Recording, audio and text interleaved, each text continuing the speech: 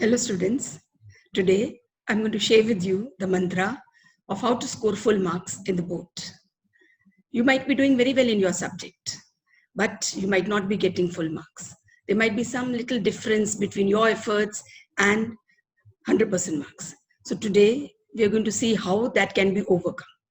Let me start with an example.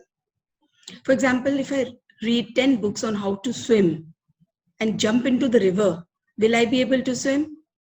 No, the answer is no. Why? Because there's a difference between theory and practical. And that is exactly the difference between the preparation that you have made and the presentation that you put in the paper. You may be knowing everything, but how you write it in the paper is also equally important. So today we're going to work on that and see how your presentation can be improved so that you get 10% marks. Yes. So the topic for discussion today is how to score 100% in boards. And this is from the teacher's point of view. Let's start.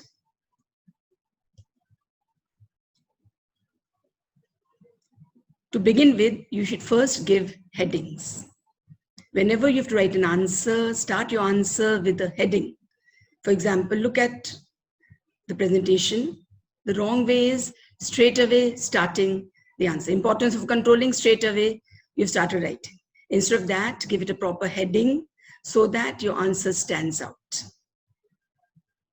Then whatever you've written, if you want the teacher to concentrate on what you have written and you want that to reach out to the teacher, then you must underline the keywords. This plays a very important role in fetching good marks. Once you have learned how to underline it, then whatever explanation you have written, you must always highlight those keywords so that it stands out and the teacher immediately comes to know that this is what the child is trying to communicate. So in the wrong way, I've shown how everything has been jumbled up, whereas if you underline what is important, then that is standing out.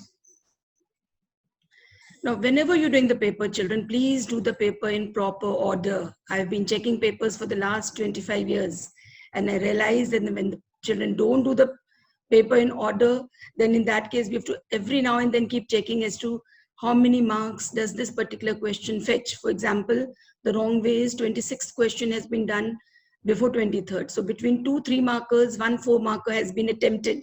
So because a 4 marker has come in between, again, the teacher has to see as to whether it's for 3 marks or 4 marks. If the teacher is not able to remember, then that is making the teacher spend a little more time, and maybe that might affect your marks. Now, the right way would be that please do the paper in order. You may start from the first question or you may start from the last question and go backwards, but do it in order. In case you don't know any particular question, leave space for that and move on to the next one. Then come back in the end and do that question. But please do the paper in proper order. Then you must always draw a diagram. Wherever possible, wherever needed, wherever there's time, please make a diagram. I'll give you one small example. Suppose I tell you I'm thinking of an animal and I'll give you 3 clues. That animal is gray in color.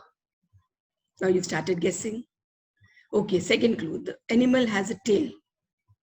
Again, you might have come to a conclusion.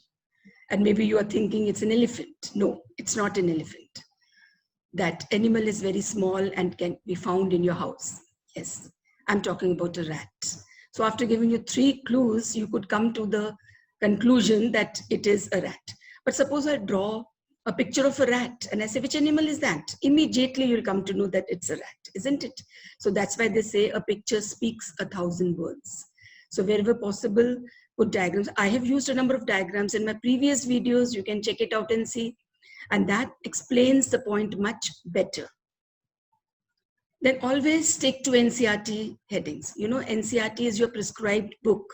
Your paper is set from NCERT and the marking scheme is also from NCERT. So please do not deviate from NCERT. Wherever NCERT is given headings, please try to have those headings only in your paper. Like for example, the first step in controlling is setting performance standards. So if you've written setting performance standards, then that would be the correct thing. But if you've written only setting standards, then that is not the correct heading. If you do not write the headings from NCERT, then we make two conclusions. First, that the child has not studied NCERT, and second, that the child has forgotten. And in both cases, it is detrimental for your marks. So as far as possible, stick to the headings of NCERT. Then whenever you have to write the differences, children, please divide the page into half and then write the differences like it's been shown here. If you write the difference in a paragraph form, first of all, the teacher has to find out what you've written. So the teacher takes too much of time, and maybe whatever you have written may not reach out to the teacher and you may not get marks accordingly. But if you divide the page into half, like it's been shown here, like flow of formal and informal communication, the difference between formal and communication, informal on the basis of flow, then it stands out. So suppose you have to write 3 differences and you're given 3 different bases. Whenever you write differences, you must always give bases. So 3 bases, different bases are given. So the teacher knows, okay, this difference is on the basis of meaning. This is on the basis of origin. This is on the basis of flow. But if you write in paragraph form and you've not given any basis of differentiation, then sometimes 2 differences look similar and the teacher might not be able to distinguish between them. You might have put your point, but she might not have understood it. So if you make it in a tabular form and present it properly, then in that case, that goes a long way in helping you get good marks. Then if you need to cancel a word, you should just put a line. See the way it has been cancelled when I've shown it in the wrong way, and see how it is done the right way. Over the years that I've been checking papers in the boards, I've realized that sometimes the child knows everything and has written everything, but he has cancelled it. It simply means that you're not confident about what you have written, or you have not written and practiced. That is why you need to cancel.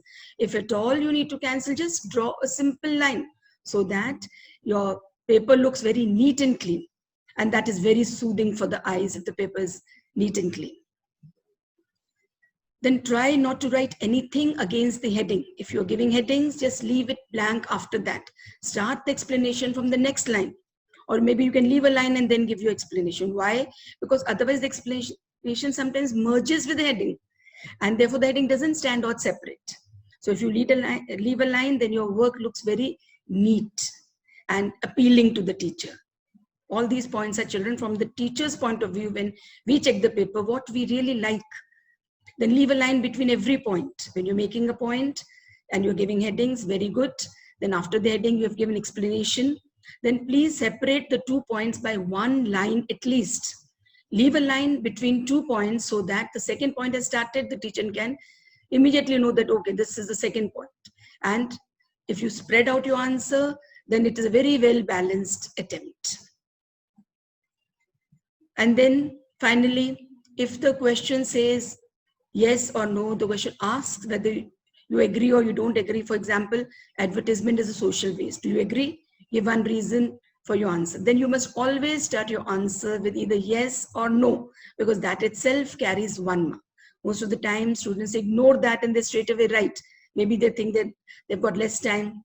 So if you write advertisement is a social waste because it increases cost, then that is not the correct method. So you've already lost 1 mark for that yes and no. Otherwise, you can write, no, I don't agree with the statement. So that no that you have written will actually fetch you that 1 mark. So sometimes we don't realize that what we have written is not correct. We think we have done the correct thing, and you might have written the correct thing, but the presentation might not have been correct. So therefore, if you work a little bit on your presentation, then there's no stopping you from getting full marks. Thank you for watching, children.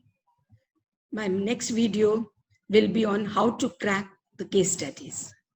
So see you then. Keep subscribed, children. Take care.